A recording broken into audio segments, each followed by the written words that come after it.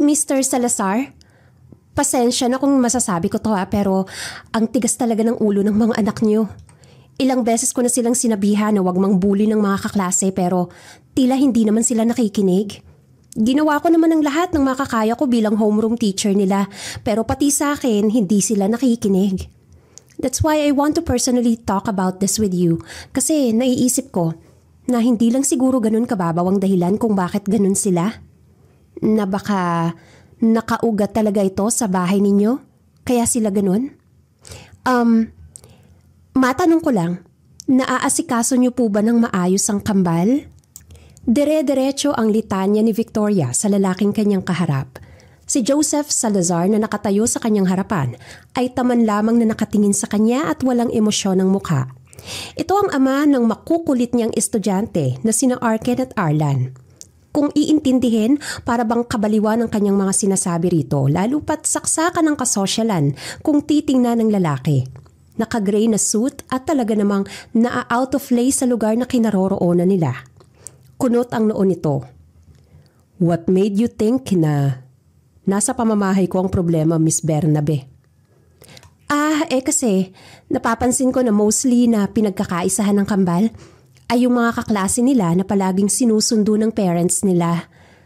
I do not know but there's a pattern. Nung nakaraan, si Brian ang pinagtitripa nila. Si Janine, si Pauline, si Lucas. Kanina naman si Kaylin. Alam ko rin na bata pa sila at walang masyadong alam. Pero hindi ba mas magandang habang bata pa, itinatama na natin ang kanilang mga pagkakamali? So, ang ibig mong sabihin, pabaya akong ama. Gusto mong iparating sa akin na hindi ko sila dinidisiplina? Asik nito at umangat ang makakapal na kilay. Munti ka nang ma-intimidate ang dalaga. Hindi naman ho sa ganun, sir. Hindi ko sinasabing kasalanan nyo. Bagkus, gusto ko lang ipaalala na baka masyado lang po kayong busy sa trabaho na hindi na nabibigyan ng tamang oras ang mga bata kaya naiinggit sila sa mga kaklase. At nagre-resulta sa pangungutya nila sa ibang bata. Maingat at pilit ang salita niyang binabanggit, wag lang talaga itong ma-offend. Gusto niyang direktahin na masyadong spoiled ang mga anak nito, ngunit masama rin naman yun pakinggan. Alam ko naman pong mahirap bumalik sa dating nakasanayan kung nawalan kayo ng asawa, pero hindi rin po yun rason para magpabaya tayo sa mga naiwan natin. Hindi po ba, Mr. Salazar? Lalo na po at bata pa lang sila. Sa tingin ko po, nangangailangan pa si Arken at Arlan ng kalinga ng isang ina. Wala itong naging reaksyon bagkus ay humalokip-kip ang lalaki at yumuko upang tingnan ang kanyang relo. Lumobo naman ang pisngi ng dalaga. Sa 3 beses niyang na-meet si Joseph, laging ganon ang wisyo nito. Para bang hinahabol ng oras at walang pakialam sa kanyang mga anak. Tingin nga niya for formality na lang ang pagpunta nito tuwing pinapatawag niya pero wala namang nagagawang tugon tungkol sa pag-uugali ng mga anak. Wala na akong oras para makipag-usap pa sa'yo. Gawin mo na lang kung anong gusto mo sa mga batang yun. Kung sa tingin mo susunod sila, go on. Hindi naman ho ako ang kailangan nila, sir. Baka kasi kailangan lang nila ng lambing mula sa inyo? Lalong kumunot ang noo nito. Natigilan si Victoria. I'm so sorry to cut you off, miss, but I really need to go. May importanteng meeting pa akong dadaluhan. Bumagsak ang balikat ng dalaga. Pumasok sa isip niya ang kalungkutan para sa kambal. Anong klaseng ama ito?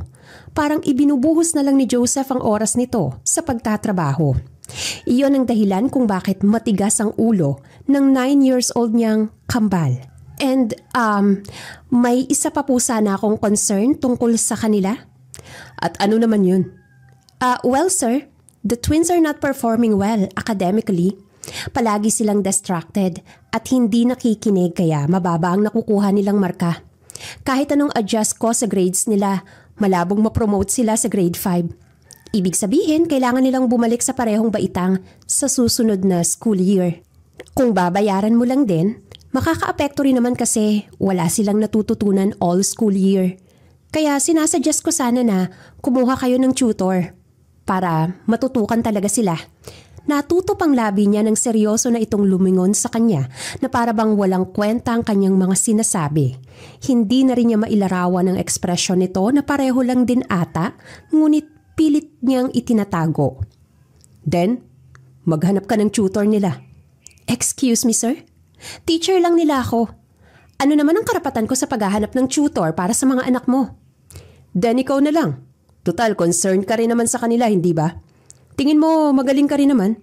At baka nga tama ka. Sa pamamagitan yan, matuto sila. Pakiramdam niya iniinsulto siya nito kaya't umawang ang kanyang labi. Look, hindi pala ako nakikipagbiruan sa'yo. I'm serious at nagmamadali rin ako. Kaya ikaw na lang ang maging tutor nila. If okay lang yun sa'yo. I'll pay triple sa rate mo. Just name your preferred salary. Napabuga siya ng hangin at hindi makapaniwala sa mga narinig. Pakiramdam ni Rhea umakyat sa sistema niya ang iritasyon para rito. At ang sarap na lang bigwasan ng lalaki ngunit dahil guru siya, mas pinili niyang kontrolin ang sarili at peking umiti. Dapat maging role model siya. Iyon ang inuulit-ulit niya sa isipan niya. Pag-iisipan ko na lang, Mr. Salazar. Mukhang nagmamadali talaga kayo ngayon eh.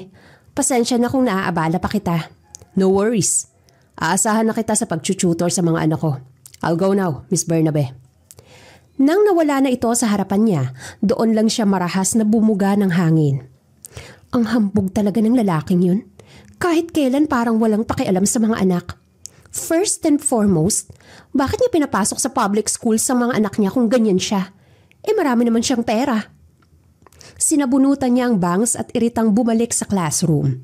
Doon nakita niya ang nagbubulungan na kambal sa table ng mga ito. Kapag talaga kambal na lalaki, sakit sa ulo. Lalo na kung hinahayaan lang din naman ng sariling ama. Napatikhim na lang siya. Arken and Arlan? Tumingin sila sa kanya at peke siyang ngumiti. Maghiwalay na muna kayong dalawa. Naiwan ka riyan, Arken. Ikaw naman, Arlan. Dito ka sa tabi ni Lion. Umangat ang kilay ng mga ito. Ba't naman kami makikinig sa'yo? Kasi, susunod kayo kung ayaw niyong abuti ng gabi dito. Hindi ako nagbibiro sa inyo. Tinapatan na niyan ang pagiging sarkastiko ng mga ito kaya naman sumunod na rin ang kambal. Nang uwian na, ilang beses niyang pinag-isipan ang offer ng lalaki. Kahit ng gabi ay hindi siya nakatulog, kakatimbang sa pros and cons. May sakit din sa kasalukuyan ng kanyang lola at inuusig din ng konsensya kung lalala pa ba ang ugali ng kambal. Pakiramdam kasi niya ay responsibilidad niya, kaya sa huli ay pumayag na rin siya. That's good to hear, Miss Bernabe. Pwede ka na magsimula this weekend. Sige, Sir Salazar. Sakto rin na bigla na lang inatake sa puso ang lola niya, kaya tinanggap na talaga ng dalaga ang offer. Hindi naman sa masaya siya kasi inatake ang matanda, kundi dahil ito ang tumulak sa kanyang tanggapin ang offer. Silang dalawa na lang ang magkasama at importante sa kanya ang lola remedios niya. Sasahod ka ng 60,000 kada buwan. Is that okay? That's too much, sir. Ilang buwan lang naman ang pagiging tutor ko sa kanila. Umangat ang labi nito habang nakaupo sa swivel chair. Nasa loob sila ng study room nito sa loob ng isang malawak na Salazar Mansion. Awang pa ang labi niya nang pumasok sa unang beses kanina. Parang castle naman iyon. Maliit na halaga lang yon para sa akin.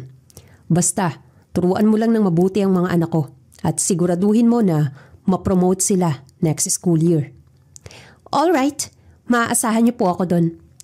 Buong-buo ang determinasyon niyang kunin ang loob ng mga bata. Unang araw ng dalaga, napupuno ng energy ang buong sistema niya, ngunit sinira naman agad ito ng kakulitan ng kambal.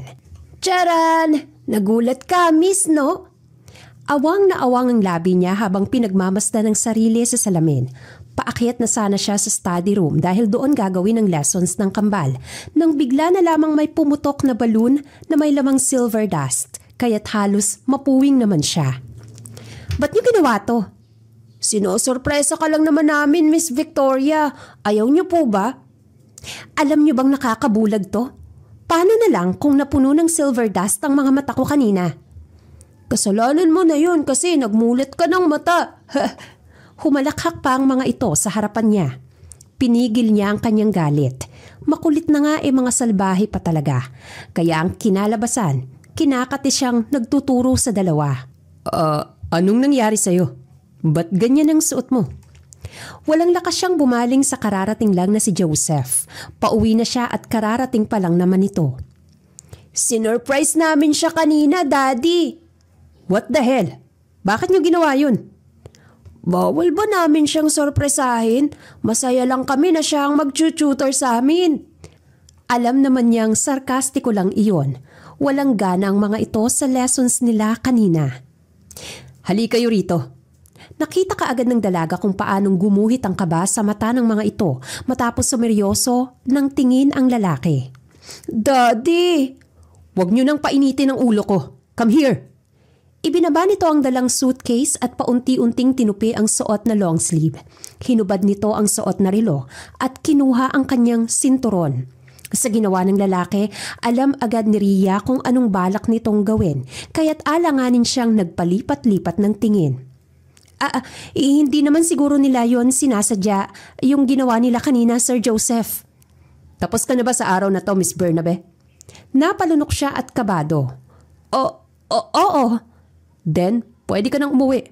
Pwede mo na kaming iwan rito. Now, kayo lang dalawa ang lumapit sa akin. Mariin niyang kinagat ang ibabang labi niya. Hindi niya alam na ganoon pala ito sa bahay. Kung intimidating ito, mas lalo na ngayon. Sinabi ko na sa inyo na huwag niyong uulitin ang mga ganong bagay, hindi ba? Bakit bang titigas ng ulo niyo? Kasi Daddy. Ano? Sumagot kayo ng maayos dahil nangangati na ang kamay kong itama sa inyo tong sinturon ko. Napasinghap siya. She never knew na ganun klaseng ama ang lalaki. That's why she was wondering why ganun na lang katigas ang ulo ng mga batang ito. Alam na niya ngayon, Joseph Salazar wasn't gentle on disciplining his kids. Kaya gano'n na lang sila makabuntong ng galit tuwing nasa paaralan ng mga ito. Bago pa tuluyang tumama ang makapal na sinturon, tumalikod na siya at mabigat na humakbang palayo. Kasunod noon ang nakakahabag na iyak ni Arken sa parusa ng kanyang ama. Okay ka lang, Miss Victoria, ba't puro ka silver dust? Nako! Kagagawan ito ng kambal ano? Teka, parang namumutla ka po yata. Nang umangat ang tingin niya ay nakita niya ang mayordomang iyon. Sinasaktan pala ni Sir Joseph ang mga bata, Manang? Natutop ang labi nito. Mabilis na naintindihan ng matanda ang tanong niya dahil sumunod na narinig ang malakas na pagmamakaawa ni Arlan sa kanyang ama. Sinasaktan na naman pala ni Sir ang kambal. Masanay ka na ron kasi palaging ginagawa yun ni Sir sa tuwing gumagawa sila ng kakulitan. Hindi na kasi nakikinig talaga ang mga yan sa ama at nagagawa pang sumagot. Sarkastiko. Wala nang sinisino-sino. Pero hindi po ba sasama ang loob nila kung ganun? Masakit ang mapalo ng sinturon, Manang. Pwede naman pong idaan sa mabuting usapan yun. Sometimes gentle parenting is what it takes to console them. Yung marahas na pagdedisiplina pa nga ang dahilan kung bakit lalong tumitigas ang ulo nila. Naiintindihan kita, Miss Victoria, pero hindi na kasi nadadala ng gentle parenting ang mga bata mula nang mamatay ang mama nila. Para bang nagrebelde na rin sila. Mabigat ang loob niyang nilisan ng mansyon ng mga Salazar. Hindi siya makapaniwala sa kanyang nalaman. Nalulungkot siyang ni isang katulong, wala man lang sumasaway sa pananakit. Alam niyang makukulit ang mga ito ngunit bata pa lang sila. They don't deserve that kind of discipline. Kaya sa sumunod na session, siniguro ng dalaga na hindi na siya mapagtitripan ng mga ito para hindi sila maparusahan. Imbes na dumiretso sa hallway, tumigil siya at hinintay ang gagawin ng mga ito. Tama nga siya, dahil nang mauna sa kanya ang pusa, bigla na lang may sumabog na tubig na may ice mula sa bukas na pintuan. Huli ka! Mali, hindi si Miss Victoria ang natamaan, Arlan, kundi yung pusa ni Manang. Napailing-iling siya. Hindi nga nagtatanda ang mga ito pero hindi siya nainis bagkos ay naawa kaya determinado siyang kunin ang loob ng kambal at pabaitin ang mga ito. Kaya ang sunod na ginawa niya ay ginulat niya ang mga ito. Miss Victoria, bakit ka po nang gugulat? Napangiti siya kasi naisahan niya ang mga ito. Ang akala nyo, ako ang matatapunan ng malamig na tubig, no? Alam na alam ko na ang diskarte nyo. Ba't ba kasi di ka dumaan ka agad? Sayang naman yung tubig. Abay, mas inaalala niyo pa yung tubig kesa sa suot kong damit? Mabuti na lang talaga nagdala rin ako ng extra. Hindi matanggap ng dalawa na naisahan niya ang mga ito, kaya tawa siya ng tawa. Kayong dalawa talaga? Bakit hindi kayo natututo ha? Baka mamaya parusahan na naman kayo ng daddy niyo. Today, no more surprises or pranks, okay? Kung yun lang po yung paraan para bigyan niya kami ng atensyon, gagawin po namin yun palagi. Anong sabi niyo? Wala po. Mabilis na naunang pumasok ng study room ang dalawa habang naiwan siyang tulala. Kung nagulat siya noong isang linggo, mas nagulat siya ngayon. Ibig sabihin, sinasadya nilang pagiging salbahe at makulit para lang mapansin sila ni Sir Joseph? Nasa puneriya ang kanyang labi. Kinalaunan ay sumunod din naman at nagsimula na ang kanilang lesson. Makinig kayo ng mabuti, okay? Dahil kung mapa-perfect niyo ang quiz, may prize. What prize po? Basta, sekreto muna. Kaya nga dapat galingan nyo. Nakaka-frustrate. Bakit sekreto pa? Basta, promise, magagandahan kayo sa surprise ko. You need to behave too. Ayaw nga namin. Di hindi nyo makukuha yung prize. Sayang, maganda pa naman sana. At paniguradong magugustuhan nyo. Once in a while lang to. Sa huli ay dinaig ng kuryosidad ang kambal kaya pumayag na tumahimik at mag-participate ang mga ito. Ganado tuloy sila at inabuso ang pananahimik nila dahil pinasayaw pa ng energizer ang mga ito. O ano, ready na ba kayo sa quiz? Yes! Ang prize, Miss Victoria! Oo naman, basta ma-perfect nyo. Yay! Palihim siyang ngumiti. Maganda kasi ang naiisip niyang prize if only na makumbinsi niya ang mga ito. Makalipas ang 30 minutos ay nag-check na sila at nasa po ng dalaga ang kanyang labi. Perfect ang kambal sa quiz. Unang beses iyon. Perfect kayo! Sabi sa inyo Once na mag-focus kayo, mapaperfect niyo yon. Ngumisi lang ang kambal at inilahad ang kanyang kamay. Nasaan na po yung prize namin? Wait lang. Kukunin ko muna. Nakangiti siyang lumabas upang tumungo sa sala. Saktong narinig niyang dumating na si Joseph, kaya't natuwa siya. Ang planong prize ng dalaga ay ito. Plano niyang sabihin kay Joseph na na-perfect ng kambal ang quiz kaya deserve nila ang dinner sa labas. Iyon ang prize dahil alam niyang nangungulila ang mga bata sa atensyon ng ama. Magsisilbi lamang siyang mediator. Good afternoon po, Sir Joseph. Oh, bakit nandito ka pa? Ngumiti siya at pinagdikit ang mga palad. Katatapos lang po ng session namin and you know what? Na-perfect nila ang quiz. May excitement pa sa kanyang tono at inaasahang sasaya rin ito. Ngunit pagkunot ng noo lamang ang ginawa nito. And? Come on, hindi ba malaking improvement yon sa mga kambal? First time nilang makinig kanina at maka-perfect sa test. Kahit sa school, hindi pa nila nagagawa yon. Walang paking hinubad ng lalaki ang suot na suit bago hinubad ang ilang botones ng long sleeve bago umupo sa sofa. Well, binabayaran naman kita. Kaya dapat lang na magkaroon ng improvement ang mga anak ko. So what's the big deal? Umawang ang labi niya. It seems na wala talaga itong pake kahit katiting sa kanyang mga anak. Kanina kasi nang malaman ng dalaga na ginagawa ng kambal ang pangungulit para lang makuha ang atensyon ng ama. Para mabigyan sila ng oras nito kaya nang hamunin niya ang kambal kanina. Inisip niyang ang magiging prize ay isang dinner para sa mag-ama. Inasahan niyang magagalak si Joseph. Subalit kabaliktaran yun. Hindi man lang ito nakitaan ng ngiti. Tama ka naman pero hindi ba dapat na mag-celebrate para sa munting achievement nila, sir? Pwede pa kayong kumain sa labas. Sa paraang yun, mararamdaman ng kambal na suportado niyo sila. I'm busy. May mga gagawin pa ako. Kahit ngayon lang po. For sure, magiging masaya sila. Bahagyang tumalim ang tingin nito sa kanya. Nakaramdam ng panlalamig si Ria para bang walang silbi ang effort niya. I said, I'm busy. Pwede ka nang umuwi. At pwede ba, pabayaan mo na ang mga batang yun. I'm giving them sufficient food and necessities. Kaya okay lang na hindi kami lumabas. Hindi sila magtatampo ron. Tumalikod siyang bigo. Gusto niyang sabihin sa pagmumukha nito na nagtatampo ang kambal. Kung akala nitong hindi, pues nagkakamali ito dahil malaki na ang tampo ng kambal sa kanya na umabot na iyon sa sukdulan. Oh, where's our prize, Miss Victoria? Nakalimutan ko palang dalhin kanina. Pwede bang sa susunod na linggo na lang? Aniya nang makabalik ng walang dala. Ay, ano ba yan? Ba't hindi mo nadala? Excited na sana kami. Masaya ka? Yumuko siya sa mga ito at marahang hinaplos. Kung pumayag lang sana ang ama nyo, nakuha nyo na sana ang prize pero hindi. Yun ang bulong niya sa kanyang sarili kaya't hahanap na lang siya ng iba pang paraan. Promise, dadalhin ko yun next week. Aasahan po namin yan ha. Tatampo talaga ako kung wala pa rin. Ani naman ni Arken. Ako rin. Babalik ulit ang surprise. Sagot naman ni Arlan. Ngumiti siya at ginulo ang buhok ng mga ito. Masaya siyang unti-unti nang nawawala ang pagiging suplado at mga salbahe ng dalawa. Iyon ang realization ni Victoria. Mababait naman pala ang mga batang ito. Kailangan lang silang intindihin kasi nga mga bata pa. Kulang sila sa pag-aaruga at pansin.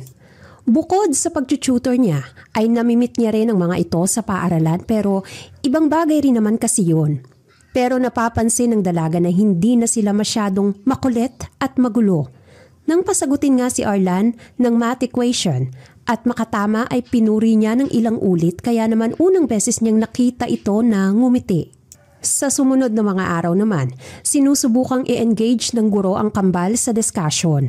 Nakakagulat man ngunit may improvement ito. Good job, Arken! Magaling, Arlan. Ipagpatuloy niyo lang yan, okay? Namamanghari ng mga kaklase nila kaya't nawala ang takot at kinakausap na sila. Wow! Ang talino mo pala, Arlan. Alam mo ba, nahihirapan ako sa math. Pwede mo ba akong turuan? Bakit naman ako magtuturo sa'yo? Kasi ang galing-galing mo. Tsaka gusto na kitang maging kaibigan. Pero pinagtatawanan kita nung isang linggo, hindi ba? Hayaan mo na yun. Nakalimutan ko na. Gusto talaga kitang maging friend. Sige na nga. Friend na tayo, Lucas. Right? Nangingiti siyang umuwi ng gabing yon dahil sa wakas ay nakikita na niya ang unti-unting pag-iiba ng ugali nila. Hindi na arogante. Hindi na masungit na nakikipagkaibigan na rin sa iba nilang mga kaklase. The next Saturday, maaga pang tumungo ng Salazar Mansion ng dalaga, dala ang kanyang nilutong brownies. Wow! Is this our prize, Miss Victoria? Oo, nagustuhan niyo ba? Yes! Favorite namin to! Tama nga siya. Matapos tingnan ang papel ng mga bata nung nakaraang nadiscover niya na paborito ng mga ito ang brownies, kaya't nag-bake siya noon. I personally baked that para sa inyo. Nagagalak ako na nagustuhan ninyo. Thank you po, Miss Victoria. Pwede niyo ba akong ihag? Of course po. Magaan ang loob niyang nagsimula sa session na yon. Pakiramdam ng dalaga ay napapalapit na ang loob niya sa mga ito. Ngunit kung kailan nakukuha na niya ang loob nila, doon nila naman lumalala ang pagiging suplado ni Joseph Salazar sa kanya. Hindi ka pa ba uuwi, Miss Bernabe? Hindi pa sir. Inaya kasi ako ng mga batang tumingin sa ginagawa nilang mini garden sa likuran daw po ng mansyon ninyo. Okay lang naman po yan, hindi ba? May ginagawa silang mini garden? Hindi mo alam? I didn't know that. Hindi nila yan sinabi sa akin. Payak niyang inayos ang suot na yellow dress at tinali ang long wavy hair. Mukhang malayo pa rin ang loob nila sa'yo kaya kahit yung mga personal na bagay like this, natatakot silang sabihin sa'yo, Mr. Salazar. That's why I'm telling you na last time lumabas sana kayo ng mga bata. Hindi lang para kumain but to catch up with each other. Maganda yun para ma-develop ang father and son relationship ninyo. She said a matter of fact. Naglakas siyang sabihin na iyon dahil kung hindi, mananatili lang itong walang ideya sa buhay ng kambal. Pinagsasabihan o pinagsasalitaan mo ba ako? Oo. Tingin ko kasi kailangan mong mamulat na bata pa sila Arken at Arlan at dahil wala silang ina, ikaw dapat ang gumagawa ng paraan para makareconnect sa kanila. Pero napapansin ko kasi palagi kang busy sa trabaho mo. Kumunot naman ang noon ito. May tanong ako sa'yo, sir. And what's that? Mas pinahahalagahan mo ba ang pera kesa sa mga anak mo? What the hell? Gulat ang lalaki at mabilis na umigting ang panga. Hindi nagpakita ng gulat ang dalaga. Matagal na niya itong gustong tanungin. Tingin ko kasi mas mahalaga sa'yo ang trabaho mo kesa sa mga anak mo eh. Huwag mong sabihin yan. Ang lakas ng loob mong pangaralan ako. Tandaan mo, guro ka lang ng mga anak ko. Binabayaran lang kita. Sino nang maglalakas ng loob na sabihin sa'yo ang katotohanan kung hindi ako? Kasi, maski mga katulong mo rito, takot sa'yo, Mr. Salazar. Shut up, Victoria. Wala kang alam. Well, pwede mo naman niyang ipaintindi sa akin. No, hindi kita ka-close, kaya sino ka para pagkwentuhan ko? Matabang siyang ngumiti. Dahil doon ay mas lalo lamang na-trigger ang galit ng lalaki. Yun naman pala. So I'm just a normal concerned citizen, sir. Normally, a concerned citizen has her right of opinion. Then, I don't need your stupid opinion. Bumuga siya ng hangin. Ngayon ay napatunayan na kung sino ba talaga ang problema. Hindi ang mga bata kundi ang ama nila ang problema. Nakakatawa mang isipin at malaman dahil sikat itong businessman, pero the problem is Joseph Salazar. Hindi niya aakalain na ang well-known business tycoon na lalaking ito ay may itinatago palang pride at kasamaan ng ugali. Hirap ka sigurong makipag-socialize, sir, no? Tingin ko mahina yung social skills mo. Baka ganun ka rin sa ibang tao. And pati na rin sa mga anak mo. Kaya lumalabas. Namanhid ka. Look at you. Naging psychologist ka na rin bukod sa teacher. Malakas siyang natawa. Naiinis man, natatawa siyang makitang stress ito sa pambabara niya. At least ay may effect iyon dahil hindi niya lalabanan ito kung wala rin namang benefit. Ay, bahala na. Ang importante, nasabi ko na sa iyo ang matagal ko nang gustong ipaintindi. O paano ba? Titingin lang ako sa garden ng kambal ha. Ang lakas ng loob mong galain ang mansyon ko. Oo, malakas talaga ang loob ko at dapat masanay ka na. Gusto mong kunin akong tutor, hindi ba? Pwes, babawiin ko na yun. Aha? Baka nakakalimutan mong may kontrata tayo. Ako magiging tutor nila hanggang sa nangangailangan sila academically. Ikaw rin ang nagsabi doon na bawal akong humindi at tumanggi. Kulang na lang ay kagatin ng lalaki ang siko nito sa pagsisisi dahil ginawa ang kontrata. Parang bata namang napapakanta si Victoria na tumungo ng garden para puntahan ng kambal. Hindi na ako magpapakaba sa mokong na yun. Para na lang sa mga bata, kahit hindi na para sa kanya. Subalit bago pa siya makarating sa labas, bigla lang din na bumungad ang likuran ng lalaki na inunahan siyang makarating ng garden. Narinig ko yung sinabi mo ha? Natawa siya at nang makahabol ay nakita niya ang gulat na reaksyon ng kambal nang makita ang ama. Daddy, ano pong ginagawa niyo dito? Gumagawa raw kayo ng garden dito? Bakit hindi ko alam yun? May galit sa tono ang boses nito. Mabilis na nagtinginan ng kambal at nakaramdam ng kaba. Ngumiti naman siya sa likuran para pagaanin ang nerbiyos nila. Kasi po, sasabihin naman na po sana namin sa iyo nung nakaraan pero nagmamadali po kayong umalis kahit dinner na nun. Sabi niyo po kasi may importante po kayong lakad eh. Dahil sa narinig ay gumuhit ang pait sa mukha niya. Napakurap-kurap naman si Joseph at tila hindi naniniwala sa sinasabi ng anak. Hindi nito matanggap na sarili ang may pagkakamali. Ba't hindi niyo sinabi pagkatapos nun? Kasi po naging busy ka ulit eh. Sabi mo hindi ka po interesado. Sunod-sunod yun kaya nakalimutan na naming sabihin sa inyo. We're sorry sa hindi pagsabi, Daddy. Huwag mo po kaming parusahan, please. Tingnan mo na. Dahil sa ginagawa mo, ikaw rin naman ang lumalayo sa loob nila, sir. Natatakot na sa iyo yung mga bata. Kaunting kibot na lang aakalain nilang sasaktan mo sila. Tila naramdaman din yon ng lalaki dahil hindi ito nagalit sa kanya at nilampitan lamang ng walang reaksyon ng mga anak. Well, hindi ako magagalit sa inyo. Pero kapag walang tumubong bulaklak dyan, lagot kayo sa akin. Opo! Pagkatapos sabihin niyon ay blankong bumalik ng mansyon ang lalaki. Gumuhit ang lungkot sa sistema niya at hinarangan ito. Mahirap ba talaga para sa'yo na pakitaan man lang sila ng kaunting pagmamahal o concern? Ano ba kasing pagmamahal ang gusto mong ipakita ko sa kanila? Be like a real father. Be caring. Be understanding. O iparamdam mo man lang na genuine ka sa mga words and actions mo. Umiling-iling lamang si Joseph na iniwan siya. Kaya sa huli, si Victoria ang tumulong sa mga itong magpunla ng tama. Sure po ba na mabubuhay ang daisies dito, Miss Victoria? Oo, magaling kaya ako magtanim ng mga bulaklak. Kaya siguradong hindi kayo mapaparusahan ng daddy niyo. Thank you po pala sa pagtulong sa amin, Miss Victoria. Walang anuman yun. Tsaka, wag niyo na akong tawagin sa full name ko. Ate Rhea na lang. Kasi, para ko na rin naman kayong mga kapatid. Kapatid po? Hindi po ba parang mami namin kayo at para po kaming mga anak na? Napahalakhak siya. Grabe naman kayo sa akin. Wala pa nga akong boyfriend eh. At saka, ate na lang kasi, babyface pa rin naman si ma'am, hindi ba? You have a point, Ate Rhea. Ayan, dahil dyan, close na tayong tatlo. Okay? Okay po. Ipinagsawalang bahala niya ang galit ni Joseph sa tuwing nagbabanding silang tatlo. Tuluyan nang gumaan ang loob ng dalaga sa kambal at lumapit naman ang loob ng mga ito sa kanya.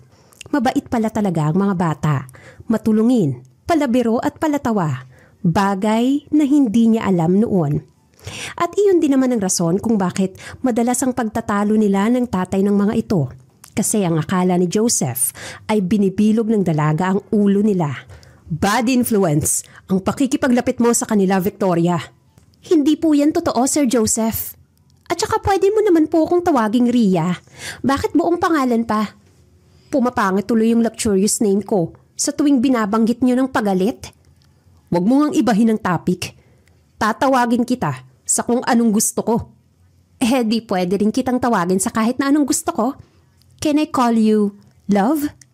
What the hell? Honey? Ano bang prefer mo? Langga, pangga, honey bunch? Sweetheart? Sa pagdidilim ng mga mata nito, ay mas lalo lamang sinaniban ng pagkaloko-loko ang dalaga. Hay nako, ang ganda ko. Ang ganda-ganda ko. Ang haba pa ng hair ko, hindi ba? Pagod na siyang makipagtalo rito.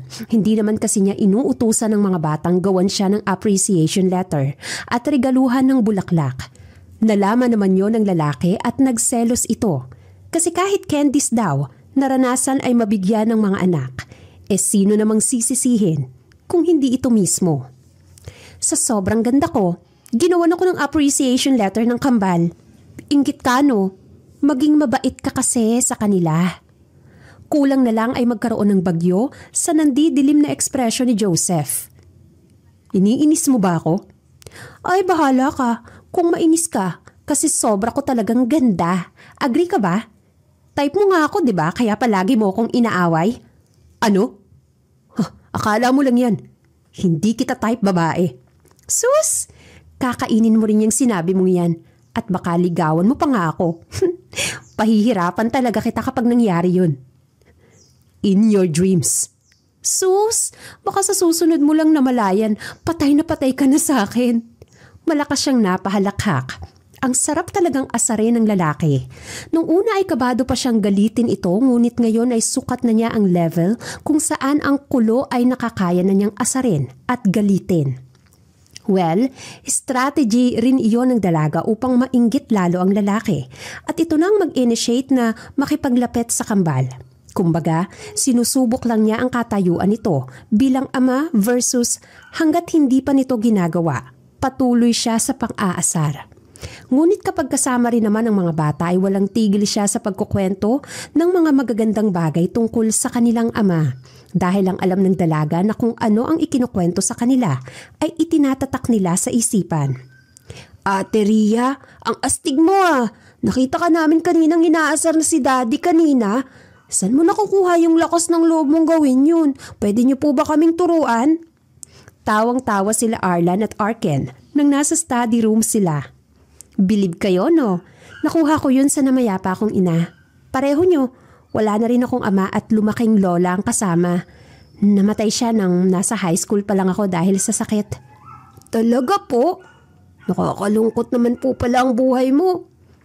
Oo, pero nakabangon na ako. Kasama ko pa rin naman sina Lola, kaya mananatili akong masaya sa buhay. Huwag kasi nating hayaang maghari ang negativity sa sistema natin para all goods na lang. Daig ng positibong tao ang mga negatibong mag-isip. Sa lahat na lang ng bagay binibigyan ng masamang ibig sabihin. You are not going to progress with that. That's why you too should always look for the better side of things. Hindi sa lahat ng bagay malas kayo o hindi ayon sa inyong panahon. Sige po, yan din po ang gagawin namin sa tuwing mamimiss namin si Mami ha. At tuwing pinapagalitan kami ni Papa, iisipin namin na ginagawa niya yun kasi mahal niya po kami. Yan! Tama yan! Nalaman ng dalaga na 5 years ago nang patay ang ina nila. Namatay dahil sa sakit na colon cancer si Beatriz Salazar, ang dating asawa ni Joseph. Sa pagkakaalam niya, mahal na mahal daw ito ng lalaki noon kaya nang mawala ay nagpakulong sa trabaho at nawala ng pake sa paligid. Sinisisi kasi ni Joseph ang kambal dahil mula nang ipanganak ng asawa ang mga bata, lumala ang cancer nito at tuluyan nang nawala.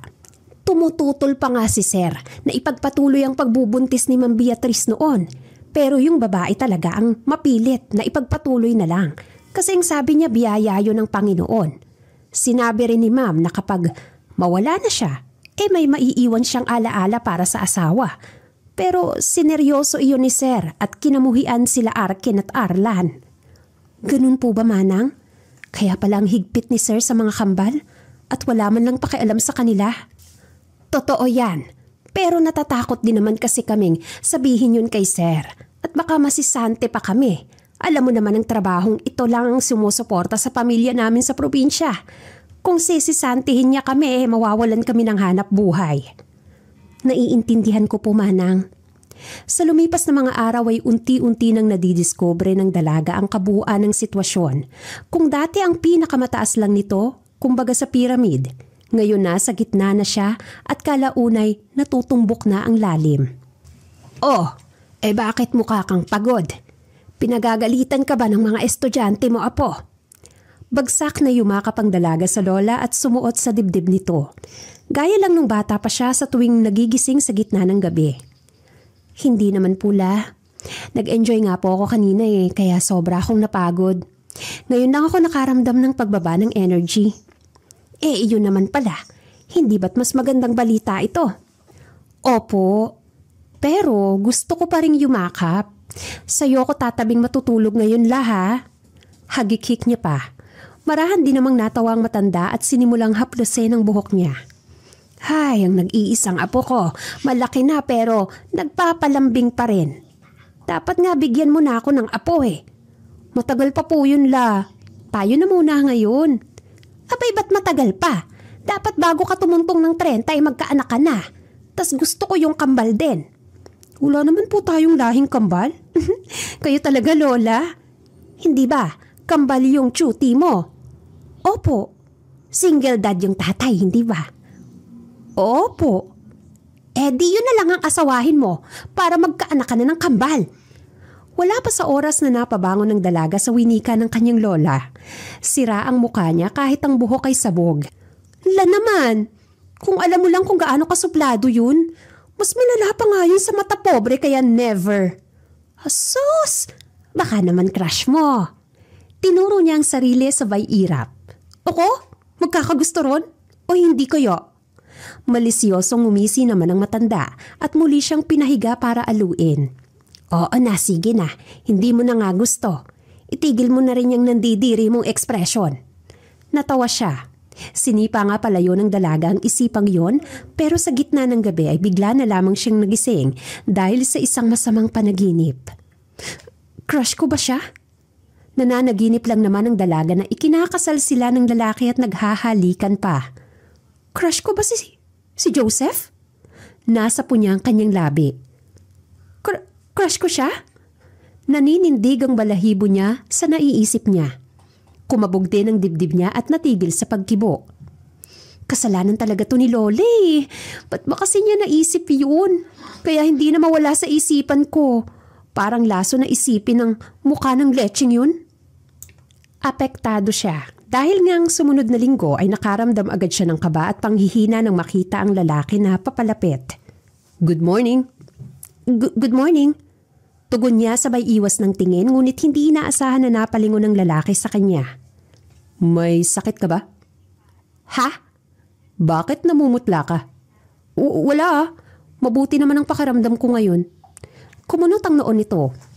You look like you're going to pass out. Hindi nga po, sir. Peke siyang umiti rito kahit na nilalamo na ng nararamdaman. Dumagdag pa yon nang hindi talaga makontento ang lalaki. Lumapit ito at idinampi ang kamay sa kanyang noo.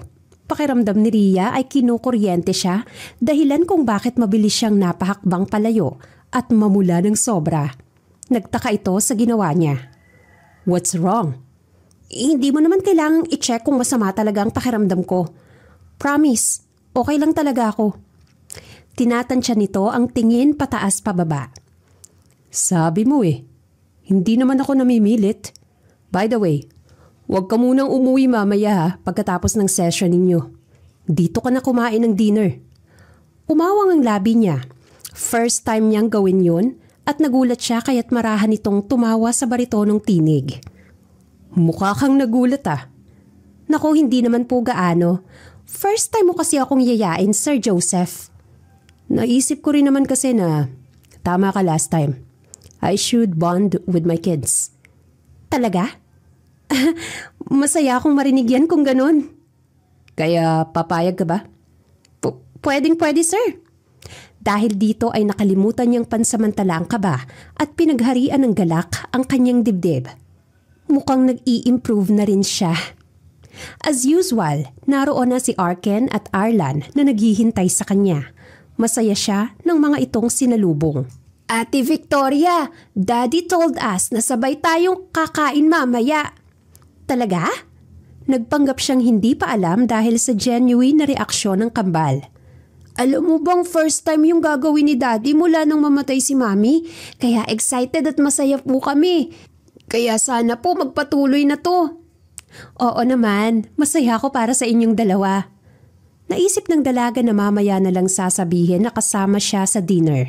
Ganadong-ganado ang dalawa na matuto sa aralin nila sa araw na yon and as expected, perfect score ulit. Wow! Na-perfect niyo ulit ng dalawa ha? Does this mean may panibago kaming prize, ate? Kunwari napahawak siya sa kanyang baba at napaisip. Please? Sige. Gumuhit ang maliwanag na ekspresyon sa kanyang muka. Ang prize ko sa inyo ay sasabay ako sa inyo mamaya sa dinner. Masaya niyang saad at hindi rin nabigo dahil kulang na lang ay magsigawan ng dalawa sa sobrang galak. For real? Yes, inaya ko ng daddy niyo kanina. Yay! Buo na ang dream namin. We're so happy, Ate Victoria. Nangingiti rin siya sa buong 5 oras. Hindi nakaramdam ng boredom at kapaguran. Iniisip niya na baka iyon na ang magandang simula para sa kanilang lahat. Para naman bago matapos ang obligasyon niya, okay na ang relasyon ng mag-ama. Ito na talaga. Ito na ang simula ng paglalapit ng loob nila sa isa't isa. Hinintay niya na gumabi. Kabado siya nang maupo na sa hapag ng mahaba at sosyaling mesa, kaharap si Joseph at ang kambal. Walang imik na naririnig habang siniserve ng mga katulong ang pagkain nila. Let's eat now. Naglakas loob siyang magsalita. Yes, Victoria? Pwede ba tayong manalangin muna? Mahina at kabadong aniya. Kita agad ang pagkunot ng noo ng lalaki na parabang unang beses niyang marinig iyon. Mukhang nagulat ka. Hindi ba kayo nananalangin? Sige, wag na lang. Tama si Ate Victoria, Daddy. Let's pray first. I agree. Ate Victoria? Sa ibang bagay naman ngayon kumunot ang noo ni Joseph. Why do you call her so casual? Teacher niyo siya, hindi ba? Napatikim naman ang dalaga. Na-sense agad niya ang panibagong awkwardness. Hindi mo pala yun alam, Dad. Close na po kami ni Ate Victoria. Para na po namin siyang mama kasi ang bait-bait niya. Totoo ba yan, Arlan? Opo, mabait po si Ate Ria at masarap din po siyang magluto. Tinuturuan niya po kami ng magandang asal at maging mabait. Remember yung warning po ninyo last month? Sabi niyo, kapag mamamatay yung tinanim namin, paparusahan mo po kami. Salamat po kay ate kasi tinulungan niya kami, kaya nabuhay ang mga daisies. Mabilis na gumalaw ang panga ng lalaki. Tila ba gulat ito sa mga nalaman niya. Halata ang pag-iiba ng ekspresyon nito. All this time, nag-effort pa ako sa dinner na to. Pero nakuha na pala ng iba ang loob niyo. Hindi naman po sa ganon, Sir Joseph. Agad na sabat niya dahil nararamdaman nito ang pagsiselo sa kanya. Akala niya ay okay na yun. Tinutulungan ko lang po si Laster Mentor, kaya naturally, napalapit na po yung loob nila sa akin. I'm not taking advantage of them kung yun ang iniisip mo. Tama po si Ate Ria, Dad. Shut up, Arken. Hindi kita tinatanong. Napalunok siya nang tumaas ang boses ng lalaki. Napatingin din ang kambal sa kanya at biglang kinabahan. I'm sorry po. Tahimik nga sabi. Huwag ka nang magalit sa kanila, sir. Walang kasalanan ng mga bata rito. Let's continue eating now. Diba sabi mo, gusto mo nang bumawi sa kanila? Hindi na. Nawala na ako ng gana. Kayo na lang ang kumain. Tumunog ang upuan ng malakas nang itong tumayo at iniwan ng hapag. Pakiramdam ni Ria ay nalaglag ang puso niya sa ginawa nito, lalo pa nang makitang nanlalabo na ang mata ng kambal. Pinaghalo ang kaba at lungkot sa ekspresyon ng mga ito. Ate! Namalayan na lamang ng dalaga na nakatayo na siya at lumapit sa kambal para patahanin ang mga ito. Huwag niyo na munang alalahanin ang reaksyon ng daddy niyo kanina ha. Baka nagulat lang yun. At hindi siya sanay, kaya ganun ang reaksyon. Ako nang bahala sa kanya. Ipaliliwanag ko. Pero baka nasaktan ka niya, ate. Hindi niya ako sasaktan. May tiwala ba kayo sa akin? Opo. Ipare-realize ko sa daddy niyo ang katotohanan. Dito lang kayo, okay? Kumain na muna kayo. Masama ang magutom. May luha pa man sa mga mata ay tumango sila. Isang mahigpit na yakap ang iginawad niya rito bago umakyat sa minibar ng lalaki sa second floor para kausapin ito. Doon, naabutan niyang lumalagok na ng whiskey, si Joseph. Tahimik lang siyang umupo sa tabi nito. Inaamin ng dalaga na kabado siya kaya sa mga nakaraang pagtatalo. Ngunit nilalakasan niya ang kanyang loob. Alam mo bang masamang uminom nang wala kang laman ng tiyan? Matalim itong lumingon sa kanya. Pwede ba? Huwag mo akong pakialaman. Bumuga siya ng hangin. Alam mo bang umiiyak ang mga anak mo sa ginawa mo kanina? They expected na mangyayari ang dinner, which is ang pinapangarap nila. Pero nabigo yun. Sana pinalagpas mo na lang muna at nag-usap tayo after. You know, Joseph, I can draw boundaries kung doon ka nagsiselos. Kulang pa nga yun eh. Baka nga nasaktan ko na sila kanina. At pwede ba? Huwag kang feeling affected. Palibhasa parehas kayong mga lumaking walang ina. Asik naman ito sabay lagok muli ng whiskey. Hindi naman makapaniwalang napalunok siya. Paano mo yan nasasabi? Mga anak mo pa rin sila. Sana, wag mo naman silang pagmalupitan. Nangungulila lang sila sa pagmamahal mo kaya nang hindi mo na yun maibigay, sa akin nila nakita yun. Kaya sana, wag ka namang magselos na mas malapit ang loob nila sa akin. Kasi kagagawan mo rin naman yun. Kahit kailan, hindi magiging malapit ang loob ko sa mga batang yan. Alam mo ba kung bakit, Victoria? Hindi siya nakatugon dahil desmayado siya rito. Ano pa man ang rason nito, walang kasalanan ang mga bata. They're pure and innocent. Kasi sila ang dahilan kung bakit nawala sa akin ang asawa ko. Kung hindi sila dumating, kasama ko pa sana si Beatrice ngayon. It is all their fault. Kaya kahit kailan, hindi ako magiging ama na hinahangad nila. Kasi, sa tuwing nakikita ko sila, nabubuhay lang ang galit ko. Hindi yun kasalanan ng mga anak mo. Kasalanan nila yun. Hindi, Joseph. Mga bata lang sila. Wala silang alam at panigurado. Kung may isip lang sila nun, gugustuhin din nila ang hindi mabuhay kaysa maranasan yung kalupitan mo. Bayolenteng umigting ang panga nito. Tila ba nasaktan din ang lalaki sa kanyang narinig. Pero tingin mo ba, iyon ang gusto ng asawa mo? Hindi ba't hiniling niya na alagaan mo ang anak niyo? Pero bakit kabaliktaran ang ginawa mo?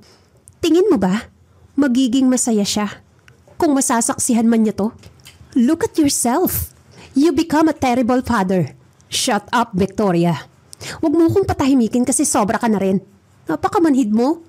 Isang tao lang ang nawala sa buhay mo, but you act like you lose yourself more. Sa totoo lang, you don't deserve to be a father. May iba naman dyan na mas deserving kesa sa'yo.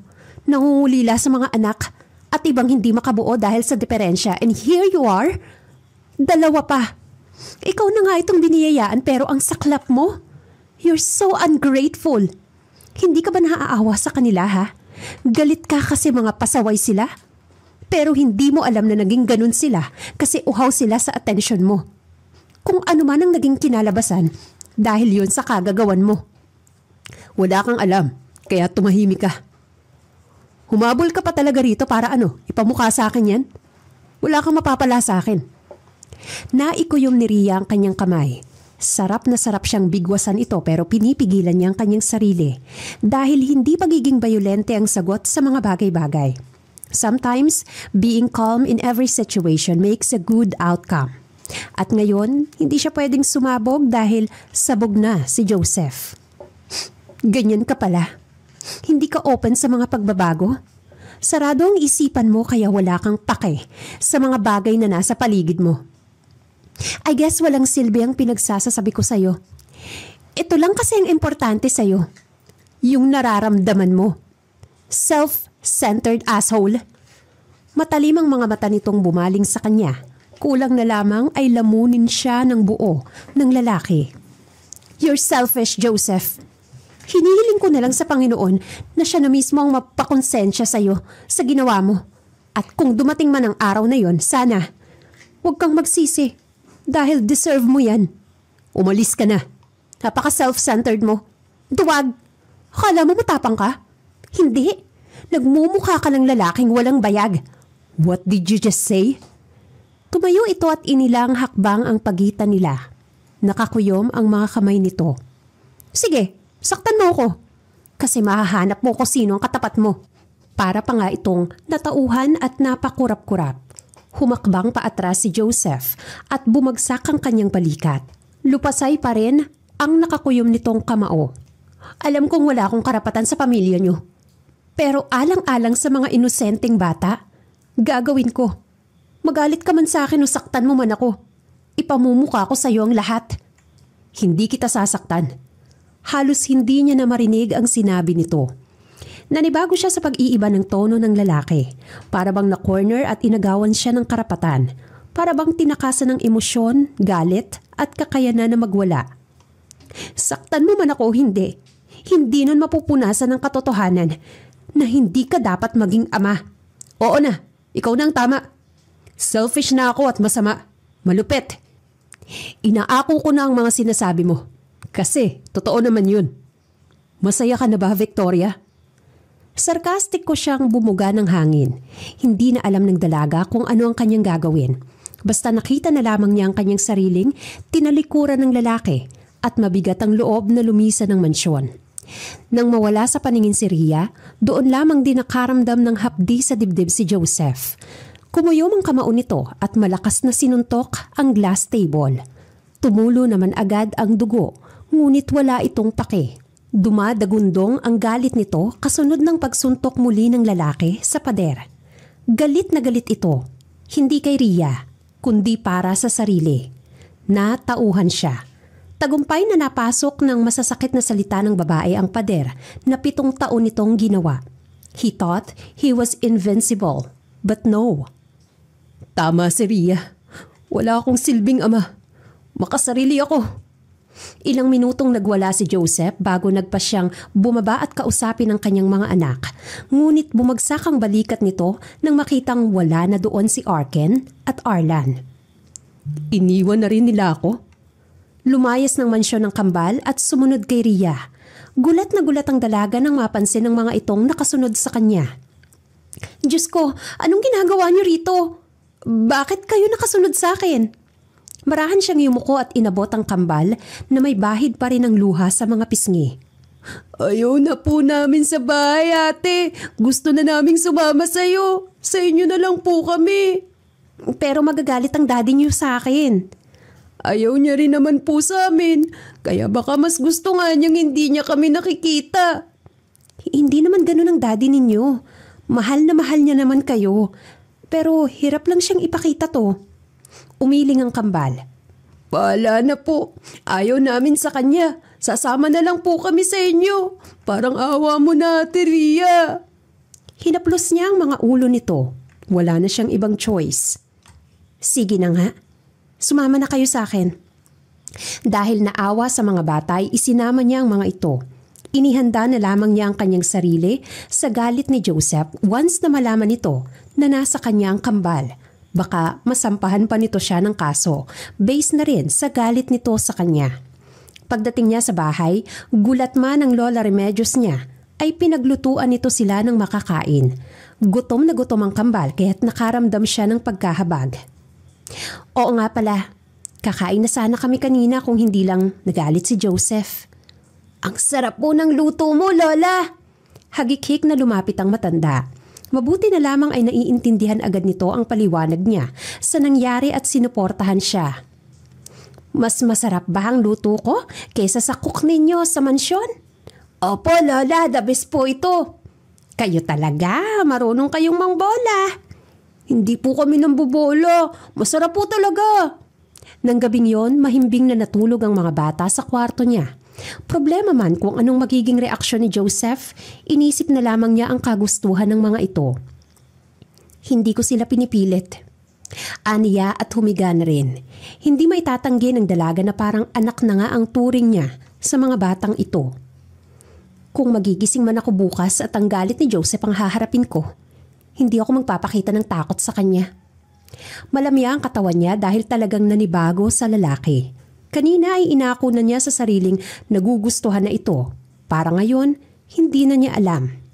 Paano niya mamahalin ang lalaking katulad ni Joseph Salazar? Posible nga niya itong magustuhan, pero magmamahal, malabo yun sa ngayon. Rhea, apo! La! Napakurap-kurap siya nang maramdaman ang marahang pagtapik ng matanda sa braso niya. May lalaking naghihintay sa iyo sa ibaba. Siya raw ang papa ng kambal. Ha? Hindi niya alam kung bakit nakaramdam agad siya ng kaba kahit inasahan na niya iyon. Nilingon ng dalaga si Arlan at Arken na mahimbing ang pagkakatulog. Kanina pa siya naghihintay sa labas ng gate pero hindi naman nagwawala. Kaya huli na nang makita ko siya. Sabi niya gusto ka raw niyang makausap. Sige po, pakibantayan na lang po ang kambala. Sige apo. May pinaghalo mang pag-aalala rito ay bumaba na si Rhea. Inihanda niya ang sarili para harapin ang pagwawala ni Joseph. Ngunit umawang ang labi niya nang makita itong nakaupo sa upuan na parabang ninakawan ng laruan. Napakaamo ng mukha nito ngayon. Siya naman ay kalmado na at walang bahid ng galit ang dibdib. Anong ginagawa mo rito? Mabilis na tumayo si Joseph at napatikhim. Nandito ba sila? Hindi man maintindihan kung bakit pati boses nito ay walang halong galit ay tumugon naman siya. Oo, hindi ko alam na sumunod pala sila sa akin kagabi. Ihahatid ko sana sila pabalik pero gabi na eh. Kukunin mo na ba sila ngayon? Huwag na. Hindi naman yun ang pinunta ko rito. At mas mabuting nandito na muna sila. Alam ko na masama ang loob nila sa akin. Kumunot naman ang noo niya. Ibang-iba ang lalaking kaharap niya sa lalaking nakasagutan niya kagabi. Para bang ibang tao na ito. Pumunta ako rito para humingi ng patawad sa iyo sa lahat ng nasabi ko kagabi. Sa lahat na rin ng bagay. Sa pagsiselos ko kasi mas malapit sila sa iyo. Sa pagiging manhid at makasarili. I'm sorry, Victoria. Taman siyang umangat ng tingin sa lalaki. Alam mo, Joseph, hindi naman ako nagtatanim ng galit eh. Sino ba naman ako para ipagkait ang pagpapatawad na yun, hindi ba? Kaya, kung ano man yung sinabi mo sa akin, pinibigyan ko na ng pagpapasensya yun. Salamat. Ibig ba sabihin nito, babalik ka na sa pagiging? Pero hindi ibig sabihin nun, babalik na ako bilang tutor nila. Hindi na ako babalik. Tapos na yung sinabi ko. Bumagsak ang balikat at nalungkot ito. Ngayon uulitin ko. Gusto mo bang kunin na sila? Nandun sila sa taas. Natutulog pa rin sila. Huwag mo na muna silang gisingin. Hindi rin naman sila sasama sa akin eh. Masama ang loob ng mga anak ko sa akin. Bahagyang kumurot ang lalamunan niya nang marinig yun mula sa lalaki. Alam niyang resulta lang iyon ng kagagawa nito pero may parte sa kanyang naaawa ito kasi gusto niyang magkaayos pa rin siya ng mga ito. Paano ba? Aalis na ako. Sandali lang, Joseph. Kita kung paanong lumiwanag ang mukha nito na para bang may inaasahan ng lalaki. Halata rin na may pinipigil itong sabihin sa kanya. Palagi ka na lang bang aatras? Sa tuwing kailangan mong lakasan ng loob? Makokontento ka na lang ba na masama ang loob nila sa'yo? Hahayaan mo na lang yun? Hanggang kailan, ha? Pero ano namang magagawa ko? Wala akong alam. Bumuga siya ng hangin at kinurot ang kanyang sarili. Wala na siyang choice. Tutulungan kitang kunin ulit ang loob nila. Mga bata lang sila. Masama man ang loob, mahal ka pa rin naman ng kambal. Hindi niya inaasahang aangat ang sulok ng mga labi nito. Sa unang beses nakita niyang ngumiti ang lalaki. Kaya para na ring nilipad ng hangin ang bigat ng loob niya. Ngumiti rin naman siya. Ayan, marunong ka naman palang ngumiti eh. Sana pinakita mo na yan noon pa para mabait kang tingnan. Talaga? Oo, mas mabuting ikumpara dun sa stoic face mo na parang manghangain ng tao.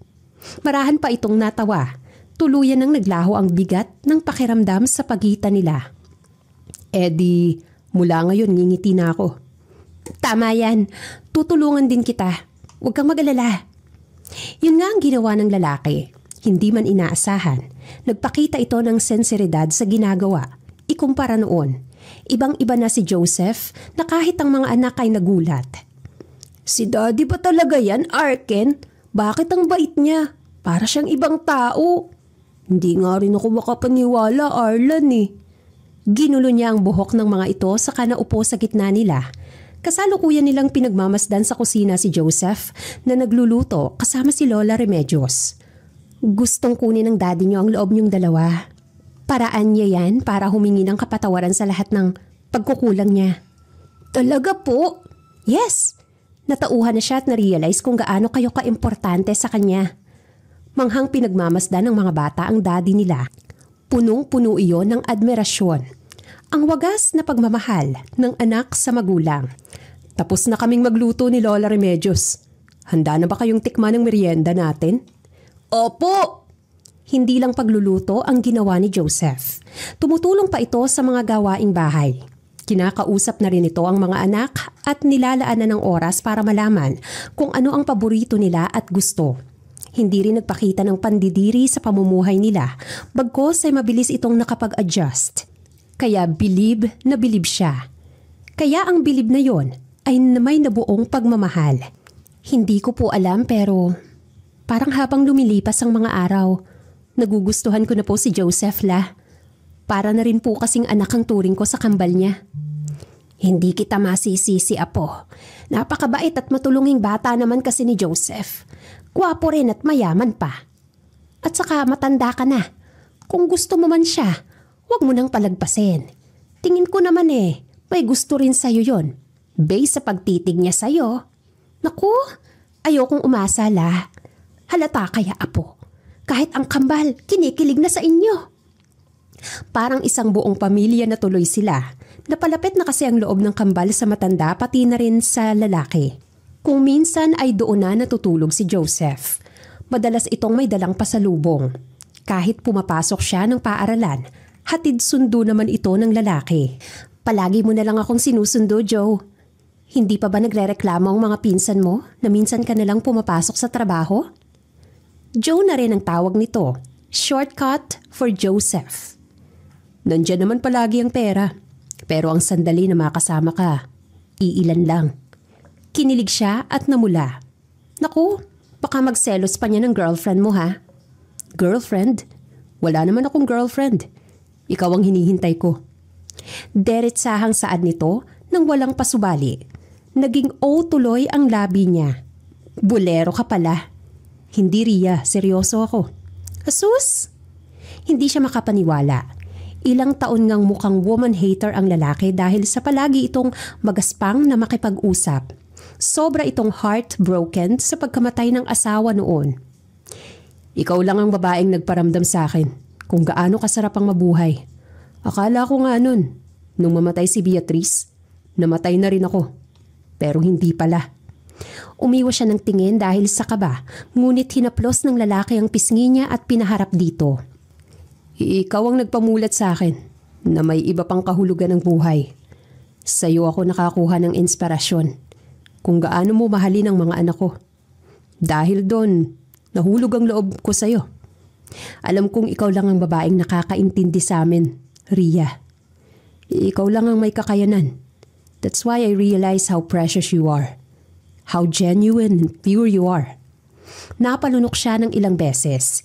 Yumuko ang lalaki at idinikit ang labi sa sentido niya. Hahayaan mo ba akong manligaw sa'yo? Nangatal ang labi niya. Sumabog ang ilang boltahe ng iba't ibang pakiramdam. Seryoso ka na ba dyan? Seryosong seryoso ako, Ria. Di, hindi na kita pakakawalan. Baka ikaw lang ang magsisi, ha? Gumuhit ang ngiti sa labi niya. Nanlaki naman ang mga mata ng lalaki. Ang ibig bang sabihin nito, sinasagot mo na kaagad ako? Taman siyang tumango pero parang hindi pa kontento ang lalaki doon. Say it please. Sinasagot na kita. Sige, girlfriend mo na ako, Joseph Salazar. Yes, yes, yes! Para namang sumalang sa iba't ibang stage of happiness ang lalaki dahil sa iba't ibang tono ng paghiyaw nito. Arlan! Arken! Pagdating nila sa bahay ay ganato nitong tinawag ang kambal. Sa loob ng ilang linggong panunuyo ng lalaki ay nagkalapit na rin ang loob ng mga ito para na silang magkasanggang dikit. Daddy, nandyan na po pala kayo. Kasama niyo po ba si Ate Ria? Yes, kids. And guess what? Sinagot niya na ako. Gumana ang prayer natin. Yes! Gumana nga yung prayer! Anong prayer ang ibig niyong sabihin? Nagtatakang tanong niya kahit natatawa. Dumukwa kasi sa likuran ng lalaki si Arlan habang yumakap naman si Arken sa binti ng kanyang ama at lumambitin sa sobrang saya. Pinagpipray po kasi namin na sana sagutin mo po si Daddy para maging mami ka na po namin, Ate Ria. Doon niya nalaman na nagtapat na pala ang lalaki ng plano sa mga anak bago sa kanya. So, alam niyo na pala ha? Hep, hep, hep! Ano yung narinig kong magandang balita? Anong prayer yon? Mula sa kusina ay lumabas din si Lola Remedios. Kami na po ni Victoria la. Ani ni Joseph na para namang nanalo sa loto. Talaga? Gulat at masayang tugon ng matanda. Ibig sabihin gumana rin ang prayer ko. Malakas itong napahagikik at sumali na rin sa celebration ng mag-aama. Hindi makapaniwalang napailing-iling na lang ang dalaga. Pati rin pala ikaw, La? Alam niyo ang plano nila? Oo naman, Apo. Naalala mo yung hiling ko noon. Masaya ako kasi nagkatotoo na. Dapat magpakasal kayo kaagad para may kambal na ako na apo sa tuhod. Napuno ng halak-hakan ng buong bahay. Masaya si Ria. Masaya rin ang mag-ama, pati na rin ang matanda. Kasunod ng magandang balita sa love life, himalaring na-promote sa Teacher 3 si Ria. Sa loob ng 8 years niyang karera sa pagtuturo, doon lang siya nakatikim ng promotion kaya buong-buo ang kanyang pasasalamat. Congratulations, Teacher Bernabe! Deserve mo talaga ang promotion na yan. Kami rito sa paaralan nasaksihan talaga ang dedikasyon mo sa serbisyo at kung paano ka humawak ng mga mag-aaral mo. Hindi ka basta guro lang, kundi para na rin na magulang ka, inspirasyon at modelo. Naway ipagpatuloy mo pa ang iyong ginagawa. Thank you so much po, Ma'am Principal. Kung hindi rin po dahil sa recommendation mo, hindi ako makakarating dito. Utang ko po ang pasasalamat sa inyo. Pag-igihan mo pang mabuti ha, kasi ika nga. Kapag may tiyaga ka, may nilaga ka. Parang lumutang naman sa ulap ang babae. Patapos ng kaunting pagsasalo-salo na hinanda sa kanya ng mga katrabaho, ay sinundo na siya ng kanyang nobyo sa school. Saan naman tayo pupunta? Bakit lumiko ka? Doon papasok patungo ng bahay namin, hindi ba? Aniya nang makitang dumiretso ang sasakyan ng lalaki. May lakad ka pa ba? Basta, secret muna. Naging kuryoso tuloy siya kung saan sila patutungo. Ngunit nang tumigil sa isang unfamiliar na building at makitang kumakaway na agad doon ang kambal at ang lola niya, gumuhit din ang ngiti sa labi niya. Ano to? Halika na, naghihintay na sila sa atin. Anong pakuluto, ha? Ngumuso siya sa lalaki. Ngumisi lamang ito at hinawakan ng bewang niya bago igiya papasok sa hindi kilalang lugar. Ma Maria! Nagbago na ang tawag ng kambal sa kanya. Mula nang maging sila, sinanay na nilang sariling tawagin siya ng ganon. At abay, masarap sa tengang pakinggan yun. Anong ginagawa natin dito? Hindi naman to restaurant. Sinapo ng lalaki ang magkabilang pisngi niya, sabay nakaw pa ng halik dito. Yak, daddy! Para-paraan ka naman eh. Relationship things, mga anak. Bawal yan sa mga bata. Ano ba, Joe? Nakatingin sila oh. Nakakahiya. Yan ang regalo ko para sa promotion mo. Halik ang regalo mo? Napaka-priceless naman yan. But I have 2 gifts for you. First is the kiss. And the second is this. Itong building? Oo, mahal. I decided to build this for you. A learning center because I know how you love to teach. Magaling kang tutor. At hindi mo lang sila natuturuan academically, pati na rin sa asal. It takes 100 teachers or more sa kung ano man ang kaya mong gawin. Talaga? Para sa akin to? Oo, kulang pa ang mga kagamitan dyan pero excited na kasi akong ipakita sa'yo to. Kaya dinala na kita. Ito ang magiging learning center na ikaw ang magmamay-ari. Di ba nabanggit mo sa akin na gusto mong tulungan ng mga batang walang kakayahan na makapag-aral? Oo, naalala ko. Nasabi ko sa'yo nang magbakasyon tayo sa Baguio noon. Eto na yun. Your wish is my command. Hindi ko alam kung paano ako makakapagpasalamat sa'yo, Joe. Wala ring pagsidlan ng saya ko ngayon. Maraming salamat. The best ka. Yay! Ang saya ng pamilya natin! Hindi kailanman sumagi sa isipan niyang gagawin yon ng lalaki. His effort was beyond commendable. His love was immeasurable. Masayang masaya ako na nakahanap ako ng lalaking katulad mo. Hindi man maging ganun kaganda ang umpisa, at least it is all worth it. Iyon na ang araw na pinakamasaya siya. Maraming beses na siyang nagalak at napuno ng kasiyahan, ngunit iyon pa lang ang unang beses na nag-uumapaw ang saya sa sistema ng dalaga. 1 month pagkatapos noon, tuluyan ang nabuo ang center at officially ay nagbukas na ito sa publiko. Maraming mga bata ang nagpa-enroll at marami rin ang natulungang homeless. Nag-enjoy silang dalawang gawin iyon at tumutulong din ang kambal, para bang libangan, ngunit may katuturan naman. Sa mga lumipas na buwan, formal na rin siyang ipinakilala ng lalaki sa pamilya nito at doon nakilala ang mga kapatid ni Joseph na sina Ezekiel at Troy, pati ang kapatid nila sa labas na si Rio at asawa nitong si Georgina. Kinilig pa ang dalaga nang malaman ang love story ng mga ito. Mabait din ang ginang na Salazar lalo na ng ama ng lalaki. Sunod-sunod ang mga naging pangyayari. Nagdiwang sila ng first anniversary, moving up ceremony ng kambal, success ng learning center at ang proposal nila. Hindi yun en grande ngunit para kay Ria, yun ang pinaka-unique at thoughtful na proposal. Silang dalawa lang ni Joseph habang tinutulungan nito siyang tumapos ng lesson plan niya. Bigla na lamang itong may hinugot na singsing sa bulsa habang nasa duty room sila.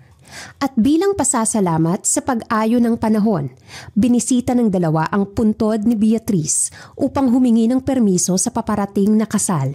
Ilang beses silang pumunta kasama ang kambal. It all went well, like a cliché love story, hanggang sa makabangga ng tao ang kapatid ni Joseph, na si Zeki, at kinailangan nitong tumira sa bahay ng biktima. Ang trabaho nitong naiwan ay napunta sa kapatid, dahilan kung bakit na-extend ang kasal na dapat ay sa December na gaganapin. Buong taon na naging abala si Joseph sa pagpapalik-balik sa bansa at North America na inabot na sila ng November ng sumunod na taon. Pasensya ka na talaga, Iha, kung hindi lang talaga nakabangga si Zeki, hindi ma-extend ang kasal nyo. Sumabay rin kasi ang kasal ni Troy at hindi pa alam ang asawa niya ang totoong trabaho nito kaya hindi rin makatulong sa problema. Okay lang po yun, Mama Luciana. Naiintindihan ko naman po ang obligasyon na yun ni Joseph at hindi mapilis matapos yun. Yun ang tugod niya sa magiging biyana na babae. Though nawawala na siya ng pag-asa kung matutuloy pa ba ang kasal nila dahil minsan na lang umuwi ng bansa ang lalaki, pinaniniwalaan pa rin niya ang kanyang sarili na mali lang ang iniisip niya. Wag kang mag-alala. Tapos na rin naman ang obligasyon ni Zeki sa pamilyang yun. Kaya siya nang papalit kay Joseph sa Amerika. For good na ang ikalawang anak ko ron. Kaya baka this month makauwi na ang fiancé mo at matuloy na rin ang kasal. Opo, Ma. Paano po ba? Uuwi na po kami ng kambal. Mukhang antok na po kasi sila eh. Mag-iingat kayo sa biyahe, Iha. Umuwi siya kasama ang kambal. Sinulya pa na lamang ni Rhea ang mga ito bago tuluyang tumulo ang luha sa paninikip ng kanyang dibdib. Hindi ko alam na ganito pala kahirap kapag long-distance relationship. Ultimo tawagan kasi nila ay pahirapan dahil sa opposite time zone ng dalawang bansa. Kahit pagdating sa mansyon, nabasa ang unan niya dahil sa pag-iyak buong gabi. Alam niyang mali ang magduda at nawala ng pag-asa. Pero sa sitwasyon nila, hindi siya sanay. Gusto niyang palaging kasama ang lalaki. Nasanay na siya sa lahat ng bagay na naroon ito. Pero ito, mag-isa ulit siyang ninanamnam ang lamig ng gabi. Nakatulog ng gano'n ang dalaga hanggang sa magising siya sa isang mainit na pakiramdam sa kanyang noo. Unti-unti niyang iminulat ang kanyang mata at isang bulto ang bumungad sa kanya. Isang bulto ng nakahigang lalaki. Parang katawan yon ni Joseph. Miss ko na nga yata siya. Kahit madaling araw naghahalucinate na ako. Hindi ka namamalikmata, sweetheart. Nasa po ng babae ang kanyang labi. Oh my, ikaw na ba yan, Joe? Ako nga. Matamis naman itong ngumiti at doon niya nakumpirmang ito nga kasi. Totoong-totoo iyon. Oh my gosh, ba't hindi ka nagsabi? Akala ko sa susunod na buwan ka pa uuwi. Surprise! Biglaan lang din ang pag-uwi kong ito. Pero dumating na kasi kanina si Zeki, kaya umuwi ka agad ako. Namiss ko kayo ng mga bata pati si Lola, kaya hindi na ako nagsayang ng oras. I'm sorry kung hindi ako nakatawag.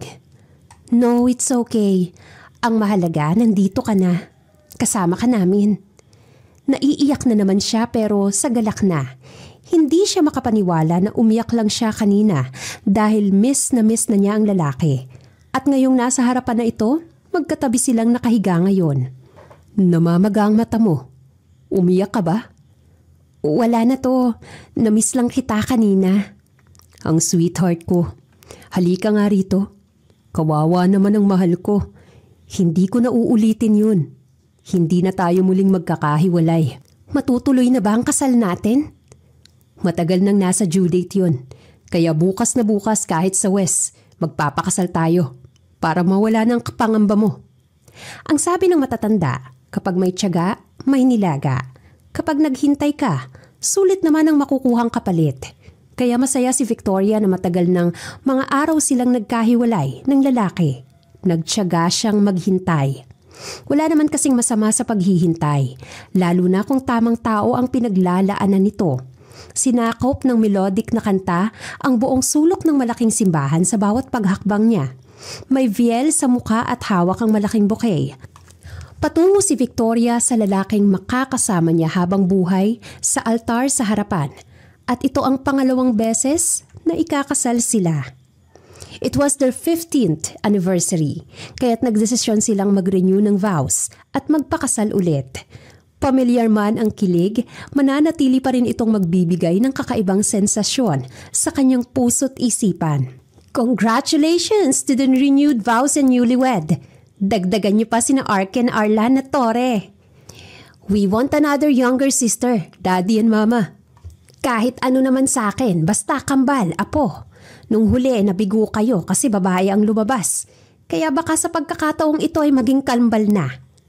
Natawa na lamang sila pareho sa mga natatanggap na salita bago nagtitigan at humalik sa isa't isa. All of your wishes are my commands, guys. Pero kalma lang muna kayo ha. 14 years na kasi ang huli mula nung mga anak ako. Parang di na carry ng matres ko. Sa love story ng dalawa, dumaan man sila sa cliché at unique na torpe. Ang importante ay nauwi pa rin sa kasalan at nakapag-renew pa nga sila. Parang kisap mata lang na dumaan ang mga taon. At silang dalawa, tututuhanin ulit ang kasabihan na humayo kayo at magpakarami.